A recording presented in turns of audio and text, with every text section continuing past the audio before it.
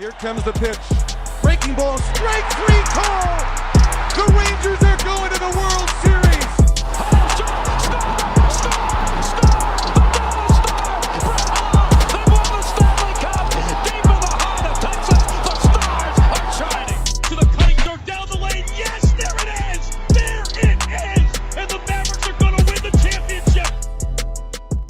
Well, hello everybody, and welcome back to the Dallas Sports Unfiltered podcast.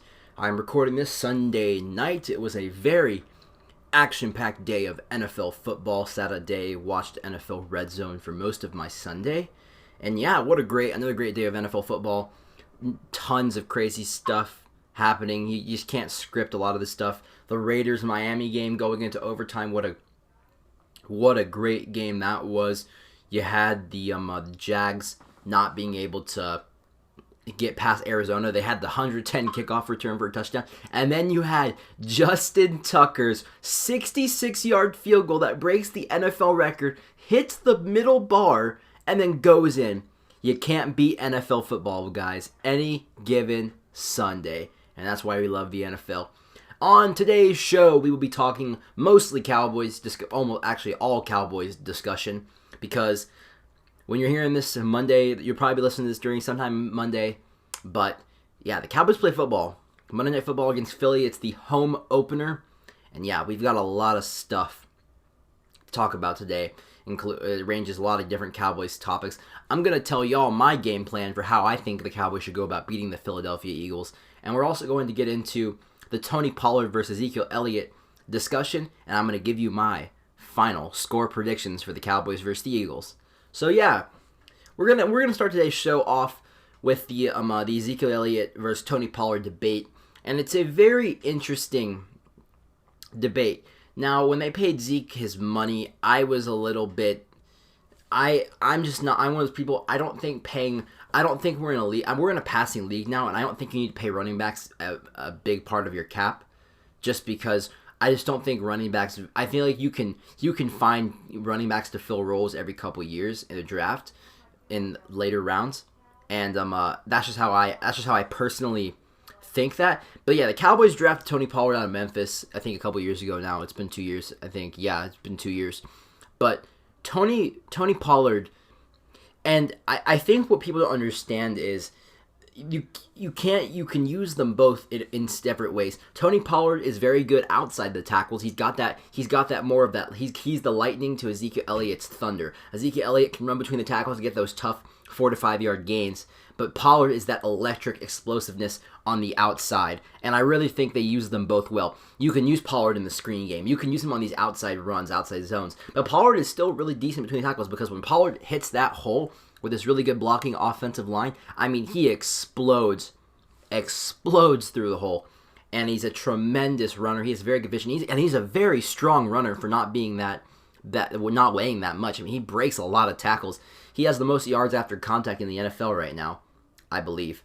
And it's just really really crazy to think how Pollard's been doing that good. But I think you can balance both their carries, and it's going to help Zeke stay fresh and Pollard stay fresh. And then when you get later in the season and we're going to colder weather games and stuff like that, Zeke and Pollard are going to be fresh when you get into November, December, and you're going to have to go play some outdoor games up in New York, Philly, and Washington.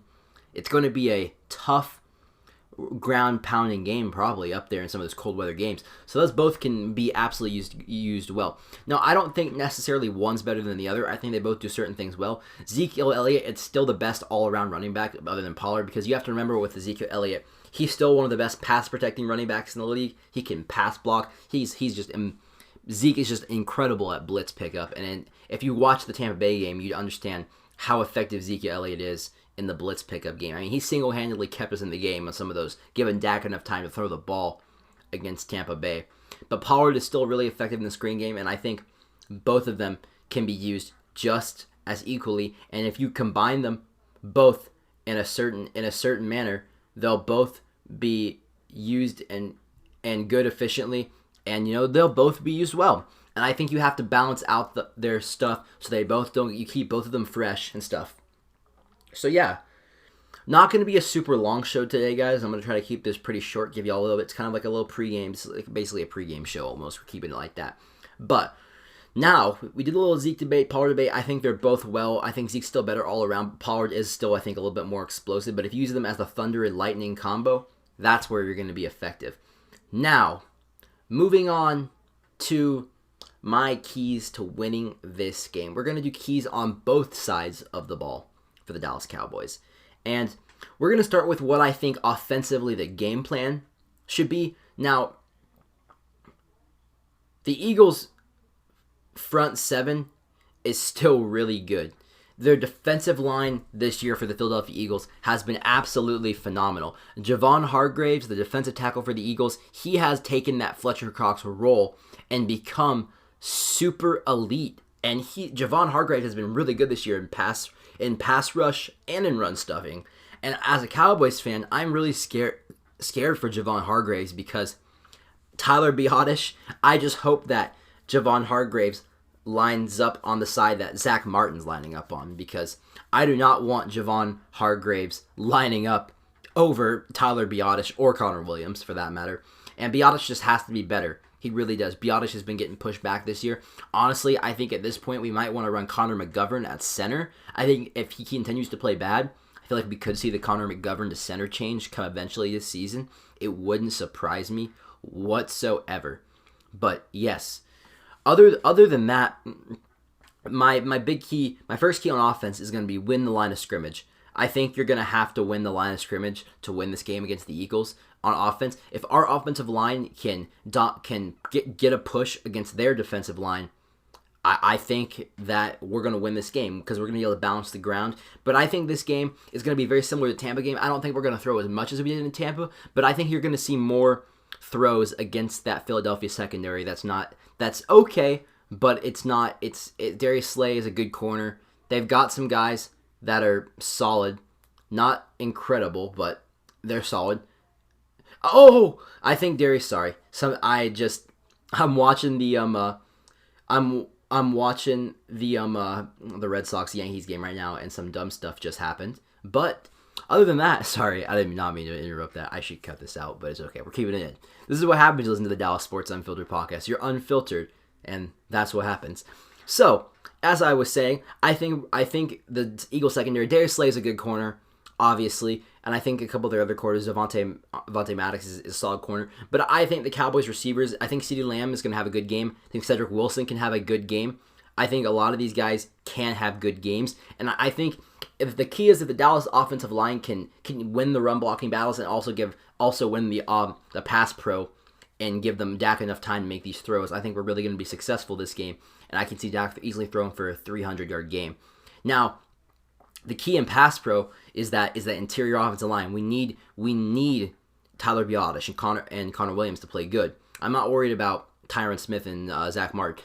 But Terrence Steele last week played in a phenomenal game. They did a tremendous game plan. They helped him out. And the key with Terrence Steele is you don't want to leave him one-on-one too much. But I trust the coaching staff and Kellen Moore. They've put it together with Terrence Steele. They've helped him out on blocking. They've chipped.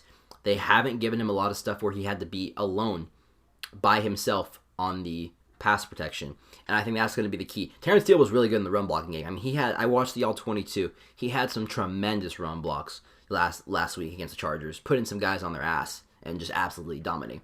So that's my first key on the offensive side of the ball. My second key is going to be an effective Pollard Zeke game plan. And what I mean with this, they do exactly what they did last week with the Chargers game. Give Zeke the inside carries, but use Pollard in the screen game. Use him on those outside runs, because I think Pollard, with the blocking we have, if Pollard can hit the edge, we can blow up some of those 20 to 30 yard outside runs that we have. And if we can get that push in the middle, we can have Zeke run up the middle between the tackles, and we can get those good 5-6 yard gains. And I really think this game, one of my keys along with that is on offense, the play action pass. I want to see a lot of play action in this game because we've been able to run the ball now. If you can establish a little bit of the run, you can play Dak. We can play action off of that, and we can get some of our tight ends, some of these crosser routes, You can get a lot of these crossing routes, a lot of these curl routes off to the first down, get a lot of these bootleg plays, and we can get be very, very effective on these in the pass game. So I think utilizing some play action pass is going to be big in this game for the Cowboys, in my opinion. So yeah. Then after that, it's fourth key is gonna be Dak Prescott. I mean, what else do you want to say? It's Dak Prescott. Dak Prescott has been really good, really efficient through these first 2 games. He's taking care of the ball, and a couple interceptions that really, the first one against Tampa wasn't his fault, but the one the Chargers just got away from him. But Dak, he's just got to stand in there, be strong, and continue to do stuff like that. And another key that I have for Dak is use his legs. And I don't mean this in calling design runs, but I know Dak, he's still trying to trust that ankle, but we really need Dak to get out of the pocket a little bit. And when he has those opportunities to run and pick up a first down, instead of trying to force a ball, Dak needs to take those open holes and run and go pick up a first down. And I think if Dak can utilize his legs and pick up some first downs, especially if they're running man coverage and it pulls everybody away, that's going to be the key for Dak to use those man coverage plays that Philadelphia runs and pick up 10 to 15 yards and get a first down. So yeah, and my final key for the offense is red zone. The Cowboys, if they're going to win this game, they have to be efficient in the red zone. Field goals don't win you games, and you have a defense that can be kind of suspect at times. So when the Cowboys get in the red zone, they really, really, really need to score touchdowns. And one of my keys in the red zone is if we can run and use that play action pass, you combine those two, you can score in the red zone. When we get close into the inside the 10, I want to see some of those zone reads with Dak. If the defense commits to Zeke, he could get it in, or Dak can pull it and get one of those walk-in touchdowns that we're so accustomed to over his first 3 or 4 years in the league. And I think that's going to be really, really important, is the red zone efficiency. And that goes for both sides of the ball as we transition into the defensive side of the ball. Red zone for defense. The Cowboys' red zone defense so far this year has been pretty solid. And if the Cowboys can bend but not break, if they can hold Philly to field goals and not let them get a lot of touchdowns in the red zone, play good goal line and inside the 20 defense, that's going to be huge to winning this game. If you can stop other teams in the red zone, but you can score, but on the other hand, your offense scores in the red zone, that's going to be a really key to winning the game. Now, my second key for the defense in this game is going to be the defensive line. You've got Randy Gregory back, and Osa Odigizua, I think, is going to have a very, very, very impact game. He's my impact player to watch this week for the Dallas Cowboys, is Osa Odigizua, the starting defensive tackle. Now, this is just a note. The Eagles have some injuries on the offensive line that have presented some matchups that I think the Cowboys can exploit. So, Brandon Brooks is going to be out, and their starting tackle is also going to be out, which means Andre Dillard's going to start. I think Osa Odigizua in the middle can abuse one of the backup guards for the Philadelphia Eagles that's coming in that doesn't have a lot of experience, and I think Randy Gregory against Andre Dillard is a mismatch, and I think Randy Gregory is going to have a very, very, very good game this week, and he can cause a lot of pressure. And I think this is going to transition to my second key, is you're going to be spy Jalen Hurts.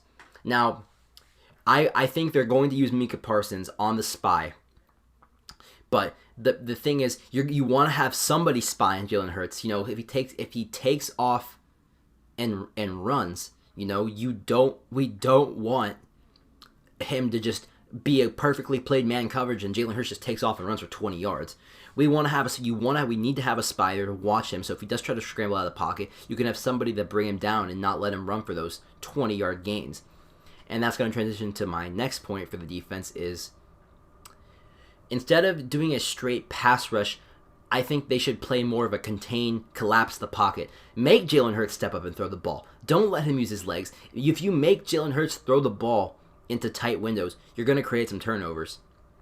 And I think if they can collapse the pocket and force Jalen Hurts to throw some balls under some pressure, I think that's going to be really, really, really huge this game if we can make Jalen Hurts uncomfortable. So yeah. Then my fourth key, this is going to be another impact player to watch, is Trevon Diggs. Now, Trevon Diggs has an interception in both games versus the Eagles so far that he played. So is Trevon Diggs going to continue his streak of getting an interception versus the Eagles? We'll see. But the corners, I think Trevon Diggs, if he can go lock down one of their receivers and we can play it, that's gonna be the key. And I think for the Cowboys, if and as the final thing on the defensive side of the ball is Micah Parsons too. If we're letting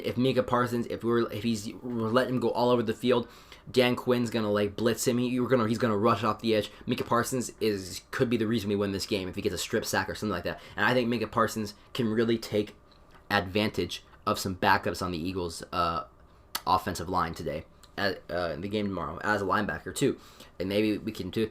And then the last thing I want to say before we transition to the final topic of today's show is the Cowboys are going to be missing a lot of players due to COVID. Keanu Neal's not going to play. Dorrance Armstrong's out with the injury.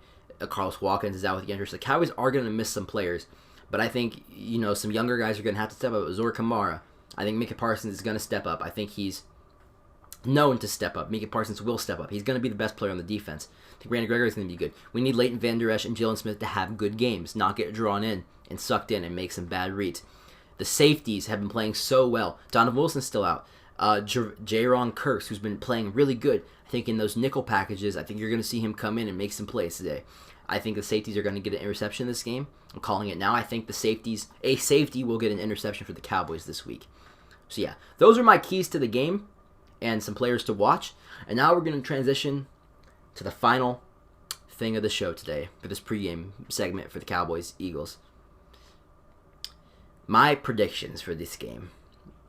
I'm going to confidently say right now, your Dallas Cowboys are going to beat the Philadelphia Eagles on Jimmy Johnson Ring of Honor night, which is going to be a very, very, very special night for the Dallas Cowboys. Jimmy Johnson is getting inducted into the Ring of Honor, and it's going to be a great night. Hopefully, it finally breaks the curse, and we get everything done. And if Jimmy Johnson, everyone we believe in some superstition, but ever since Jimmy Johnson hasn't been gotten put in the Ring of Honor, we've kind of said it's kind of a curse. If the curse finally gets lifted, that would be great. But yeah, it's going to be a fun night for the Cowboys, and I think the Cowboys are going to beat the Eagles. And my score prediction, we're going to go with Dallas Cowboys 30, Philadelphia Eagles 20. I think the Eagles will get 20 points, but I think the Cowboys are going to get a nice solid 10-point victory over the Eagles. I think 30-20 is probably a good score. I think the defense will give up some points just because I think the defense is like that. And but also I really do think that the sorry, I lost my train of thought. I think the Eagles' offensive line I think they'll be able to run the ball a little bit, and Hurts will probably get out of the pocket and do some scrambles. It's a division game. Division games are always usually pretty close. So yeah, I have the Cowboys 30 over the Philadelphia Eagles at 20. So yeah, I don't think I got a ton more to say for today's show. I just want to do some quick pregame stuff for y'all.